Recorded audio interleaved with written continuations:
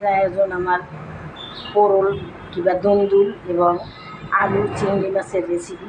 দেখো তোমরা, হলুদ মরিচ সামান্য একটু ধনিয়ার গুঁড়া পেঁয়াজ রসুন বাটা দিয়ে হালকা মশলা দিয়ে আমি এটাকে রান্না করেছি বন্ধুরা।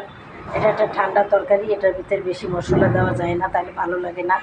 পানি দিয়েছি, সামান্য পানি না দিলেও অনেক সময় হয়, এটায় অনেক পানি থাকে। এখন বন্ধুরা মাংস খায় মানুষ, ঘরে ঘরে মাংস, এখনও মানুষের ঘরে ঘরে মাংস আছে।